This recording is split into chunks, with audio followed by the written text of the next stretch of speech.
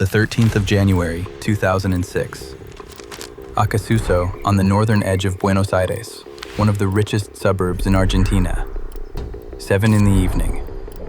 A police officer walks toward the last locked door inside a branch of Banco Río. Behind him, 300 officers, snipers on the rooftops, 6 hours of live television. A block sealed since lunchtime. For those 6 hours, a negotiator has been talking a man in a gray suit down from the ledge, releasing hostages in ones and twos, ordering pizza, asking for patience. The officer opens the door. I was the one who got to open the last door, the garage one. I opened it, and there was nobody there. No man in a gray suit, no gang, no hostages, nothing. At 8:30, behind a filing cabinet on the floor below, someone finds a hole in the wall, 50 centimeters by 30. A tunnel behind it, dropping into the dark, running toward the storm drains under the street. Inside the empty vault, 143 safe deposit boxes stand open. 5 toy guns and 3 grenades lie on the floor. And taped to the wall, above where the hostages had been sitting, a note. White card, meet hand. In a neighborhood of rich people without weapons or hard feelings, it's only money, not love. The men had left hours ago, on rubber boats, rowing, which means the negotiators spent the back half of that siege bargaining with an empty building. 300 officers guarded a bank that no one was in. And that is the small version of what happened here. Because 20 years later, the men who did this are still winning. Not the bank, the story. So how do you rob a bank by talking to police who are guarding no one, and then get the whole country to call you a genius? San Isidro, Buenos Aires, September 2004. A 38-year-old man is lying on a couch in his psychoanalyst's office, and he says 5 words out loud for the first time. I'm going to rob a bank. His name is Fernando Araujo, and almost nothing about him fits the sentence. Born and raised in San Isidro, the same district as the bank he is going to hit. Upper middle-class family, not one relative, not one friend in his circle has a criminal record. He trained as an electronics technician, studied engineering and physics, teaches martial arts, paints in a technique he invented and named reverse time. He runs a studio named after a Madness song, One Step Beyond, where he blacks out the windows and controls the temperature until there is no day, no night, no seasons, and grows cannabis under the lights. He keeps a notebook of lines from Sun Tzu. He is not a safecracker, he is closer to a screenwriter. And he has one rule he has kept since he was 18. Replica weapons only, never a real one. If somebody has to run the risk of death, it has to be me. So why does a comfortable man from a good family decide to rob a bank? By his own account, not for the money. I love adrenaline. Everything that gives me adrenaline, I do. That was at the beginning. Later, I admit, ambition for the money invaded me. He even has a private code to license it. Morality, he says, is the conduct society judges, and he has always ignored it. Ethics is the conduct your own conscience judges, and that one is binding, because the conscience does not forgive. So he rules out the victims he thinks can't survive the loss and picks a clientele he believes can. A rich bank in the district where he grew up. Now the problem he sits down to solve. Every bank on Earth is built to keep people like him out. Getting in was never going to be the hard part. So what is? Here's the insight the whole case turns on. A bank is protected in 2 completely different ways, depending on whether it is open or closed. Closed, at night, motion sensors, seismic detectors, the vault sealed. Open, in business hours, panic buttons, a guard, an alarm to the police. But it is never protected for both at once. During the day, the vault door stands open and the night sensors are off. The building is at its most valuable and its least defended at exactly the same moment, the middle of a working afternoon. So a normal robber breaks in at night, when the money is locked away. Araujo does the opposite. Build the tunnel, but not to get in, to get out. He is not going to dig into the vault. He is going to walk in the front door in daylight, take the building, empty the vault at his leisure, and disappear through a tunnel while the police are still setting up outside, which turns the entire robbery into a timing problem. How long do the police give you before they stop negotiating and come through the doors shooting? Araujo does the arithmetic. 30 minutes from the alarm to the arrival of the Grupo Halcón, the elite tactical unit.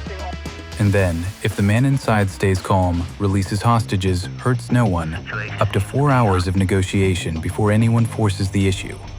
4 hours, that is the tunnel's construction schedule, measured in police patience. And this is where a national trauma becomes an engineering component. 7 years earlier, in a town called Ramallo, a hostage siege ended in a massacre. When the robbers ran for the car, hostages held in front of them as shields, the police opened fire to kill. 2 of the hostages died on live television. So did Araujo. It would be unforgivable to repeat the Ramallo massacre. He isn't being sentimental. He is reading the police the way an engineer reads a load limit. If the man in the gray suit is gentle, the memory of Ramallo forces the police to keep waiting. Their own decency becomes the clock that lets him finish. He is not planning to beat the hostage protocol. He is planning to use it. But you cannot dig a tunnel and hold a bank and perform a 6-hour hostage drama alone. So who does he need? Because that is the right word for it. Not a crew, a cast. Araujo has about $3,000 and a pickup truck. He sells the truck to fund the project. And through 2005, he assembles the people. Sebastian Garcia Bolster, nicknamed the Martian. Good with machines, no criminal record. He builds the tunnel and designs the boats. A man they only ever call the Doc, a doctor of sociology who took his degree in prison. Calm, theoretical, the one who reads the fine print. The Doc brings in Beto de la Torre, 50, a veteran armed robber with gout, the oldest in the group. He is the one this will cost the most. Hold on to him.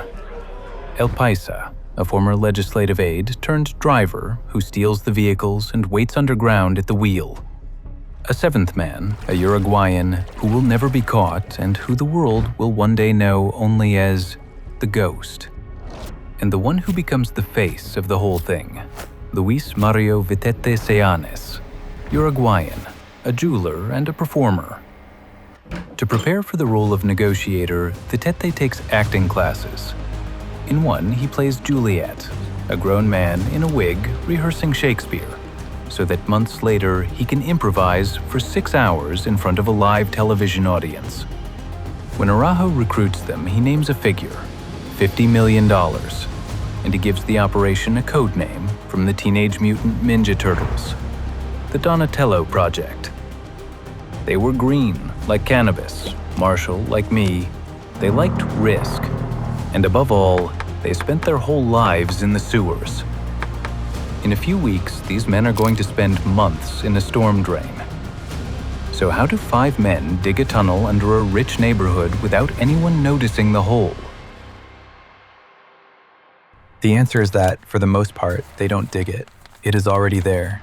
Under the northern suburbs runs a storm drain system, huge concrete conduits carrying rainwater to the river. Araujo finds them by talking to a municipal drainage worker, then walks them on foot to the outfall at a yacht club. He needs the plans, so he walks into the Palace of Public Sanitation and asks for them. As Professor Salvatore, chair of urbanism at the University of Buenos Aires, they hand him the drainage maps of the entire zone. And here the story does something you couldn't put in a novel. Garcia Bolster, the man who will now tunnel into that conduit, had played beside it as a 10-year-old boy while it was being built. He is breaking into his own childhood. Araujo scouts the bank under another false name and confirms it. 400 boxes, all leased, down in the basement. Then they dig. A chamber 2 meters square, a shaft climbing at 69 degrees toward the bank. The ground is brutally hard. They buy an electro-pneumatic hammer. And down in the conduit there is a problem no one anticipated. It is a Faraday cage. No radio, no mobile signal, cut off completely. Their only warning of danger is the weather forecast, because a storm could fill the drain and drown them. They work down there for months. To be sure the shaft is coming up in the right place, they weld a drill bit to a steel rod and bore straight up through the pavement, while on the surface directly above, Beto de la Torre pretends his motorcycle has broken down to hold the spot. The drill breaks through, spinning, and then the rod jams and can't be pulled back out. There is now a fresh hole and a broken paving tile in a public street in daylight. So one of them borrows a German Shepherd puppy and walks it back and forth over the spot, cover for a man crouching to repair the tile with quickset cement. That is the level of it. A puppy deployed as a countermeasure. By November, they have a shaft, a chamber, and the storm drain waiting at the bottom. But the tunnel is only half the trick. The other half happens upstairs, in front of the cameras. So what exactly are the police supposed to see? On the 16th of December 2005, the gang holds its decisive planning meeting. And what they write is not a robbery. It is a screenplay, a running order of 12 numbered steps, stage directions, code words. Above it, in their own book, the heist must have one essential artifice, to make the police believe that time is on their side. We are nothing more than a cast performing a script. They pick the day and hour with the same care, Friday, because the 2 days that follow are non-working for the courts, slowing everything down. 12:30, because at that hour the sun reflects off the branch's windows, straight into the eyes of any sniper trying to see in. They manufacture their props, 5 resin grenades with little aluminium spoons that actually move, replica pistols, police jargon, taught to Vitet so he'll sound like a corrupt ex-cop. Then the single most important thing they steal, and they steal it before the robbery, the hostage negotiation protocol itself, the actual doctrine the Grupo Halcón is trained on, obtained through a judge Araujo happens to know. The doc reads it and understands the whole case in one breath. Them, to gain time, that's exactly what we need. On that point, both the elite unit and we are in agreement. Both sides of the coming siege want the same thing. Time. The protocol that is supposed to defeat the robbers has been reverse engineered into the robbers' getaway plan.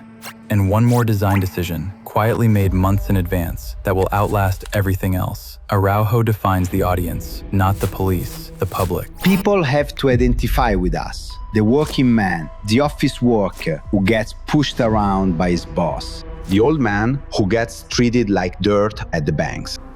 So that once the robbery gets out, these poor people say, the thieves are geniuses. I call this the sensation of popular clamor. Sit with that. The whole lovable geniuses reputation these men still enjoy 20 years on is not something that happened to them. It is a line item in the plan, written down, named, and aimed at a specific audience before a single door was opened. Now it is the second week of January. The tunnel is finished. The script is written. On Friday morning, Araujo sits down and writes the note. Friday, the 13th of January, 2006, 12:20. Beto de la Torre goes in first, in a doctor's white coat and a wig. Arriba Las Manos! 5 men inside, 2 outside, 23 people in the bank. Almost immediately, it nearly falls apart. A guard named Walter Serrano sees the weapons on the monitors, hits the alarm, and reports it by radio. The police are coming. The clock Araujo calculated a year ago has started. So he executes the first piece of theater. It's called Cuckoo. Araujo walks out the front door holding a hostage as a human shield toward the avenue, is challenged by police, turns down the side street, is challenged again, and retreats back inside and locks the door. The whole point is to plant a false memory in the first officer on the scene. If they think we tried to escape through the door, they'll never think of a tunnel. 12:50. Kronika TV is broadcasting live. The block is filling with police. And now, a real problem. And it is a gun. Serrano has locked himself in the security bunker and won't come out. It is Vitet who talks him out. And here is the line the whole country will fall in love with. I give you my word as a thief. Serrano comes out. Vitet takes his service pistol and hands it back to him with the magazine removed. He keeps the officer's mobile phone and starts using it to negotiate. Remember that pistol. It is real. It is loaded. And in a few years, it is going to matter more than anyone in that bank realizes. They cut the internal cameras, sealed the car park with the vehicle. Only now was the bank truly theirs. Downstairs, 3 hammer blows come through the wall. Dust. Then, an eye in the hole. The Martian's eye. dripping with sweat. The tunnel is connected. And that is when the plan meets the one thing they got wrong. They had planned for a wall of individual boxes. What they find is 8 mobile steel safes, 50 boxes each, standing free. It is slower, and the schedule is the whole game. So they work. Against the locks, a brand they'd identified in advance, a hydraulic tool takes about 2 seconds a box. One after another for hours, while upstairs the man in the gray suit keeps 300 police talking. And this is where the two versions of this story start to pull apart. It is one hostage's birthday. A woman named Estela, so Beto and the doc sing to her. They find champagne among the bank's corporate gifts and drink it without letting their lips touch the bottle, so they leave no DNA. The Gentleman Thieves legend is being manufactured in real time, and it is genuinely, partly, true. Now, set that beside the other thing happening in the same building at the same time. The hostages have been locked in the safe deposit room. The air is running out. They are searching for paper bags to breathe into. We were running out of air. And on the wall above them is taped the note, and beside them on the floor are 3 grenades they have every reason to believe are live. The most quoted sentence in Argentine criminal history was written above the heads of people locked in a sealed room, gasping, next to what they thought were live explosives. Both of those things are true. That is the whole difficulty of this case. They finish the anti-forensics with a chemist's discipline, chlorine against their own sweat, human hair bought from 2 hairdressers, scattered through the tunnel to seed the scene with strangers' DNA. 4:30. They order the pizza. 6 of a kind called fugazzetta, because the first syllable, fuga, is the Spanish word for escape. It is the withdrawal signal. 300 officers, and they take the order. Now they have to get out, under all of it. They sweep the cleaning room, draw the cabinet back over the hole with a rope, and hang a fake bomb in the mouth of the tunnel. An empty tube, wires, a clock, to force the bomb squad to move slowly when they find it. Then they go down. Araujo and Vitet listen on the police radio as snipers outside report movement. I've got one. I've got the other. The gang is already 18 meters underground, and Vitet is mocking the marksman because there is no one for them to shoot. The outboard motor fails, so they row, using oars that Araujo had insisted, over the others' objections, on buying a month before. The single most mundane decision in the whole operation, and it is the thing that gets them out. They pass directly beneath the first police cordon, 18 meters down. Through a grate, they can see the feet of the officers surrounding the bank. They come up through a second conduit and walk about 40 minutes underground.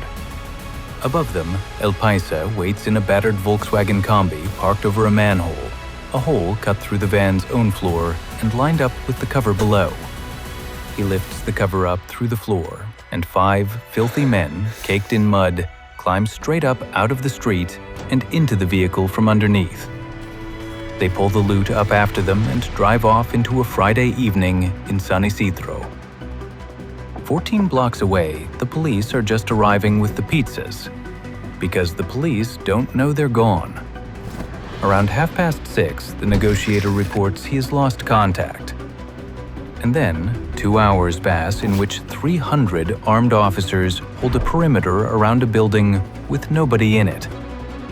At 7, the tactical team goes in. I thought I'd find them all there. I assumed they'd receive us with gunfire. But I opened it, and there was nobody there. At 8:30, they find the hole behind the furniture, the opened boxes, 3 grenades, 5 replica weapons, and the note. So they got clean away with the contents of 143 boxes. The court would later say 145, the newspapers 143, and no 2 counts ever quite agreed. And that disagreement is the first crack in a question no one can answer. How much did they actually take? If nobody could agree on how many boxes were opened, nobody had a chance with what was inside them. Araujo had promised the crew $50 million. The court settled on 19.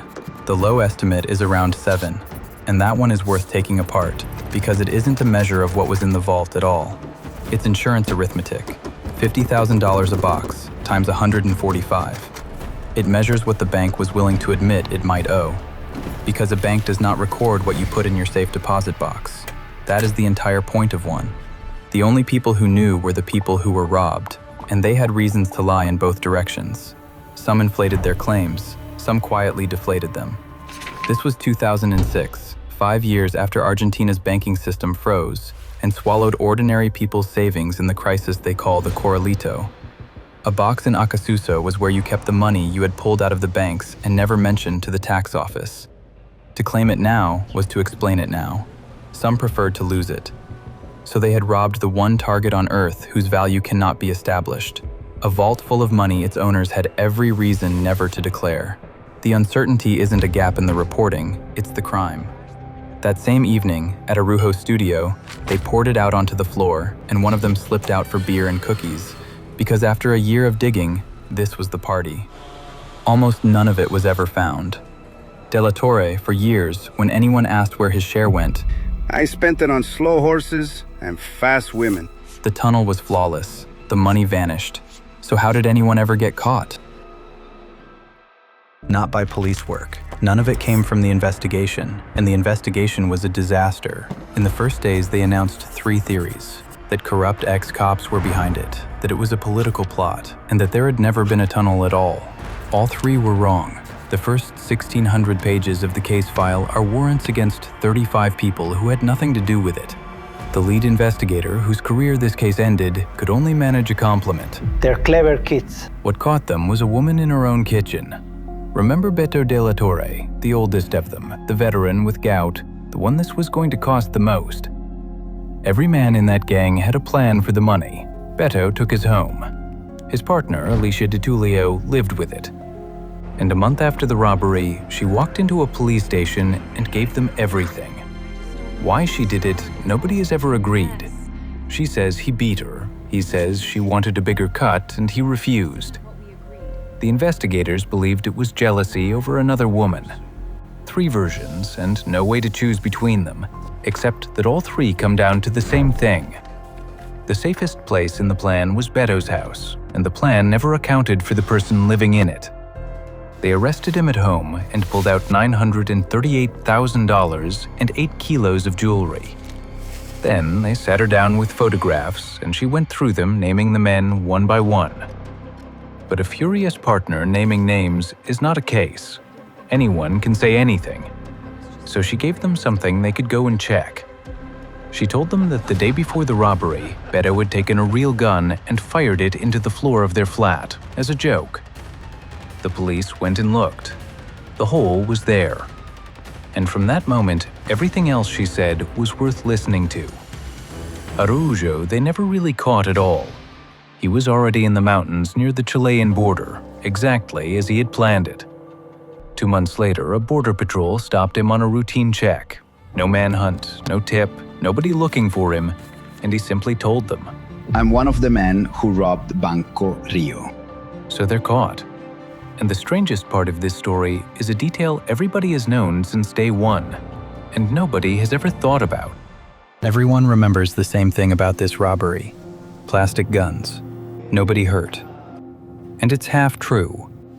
The guns left on the vault floor were fakes, and years later an appeal cut every sentence because nobody could prove they could fire. But the court also found a loaded Browning shotgun inside, and a hostage named Gustavo Prado testified about what was held to his head. I felt the cold of the metal against my temple. Even the note was borrowed. Nice, France, 1976. Araujo knew his genre.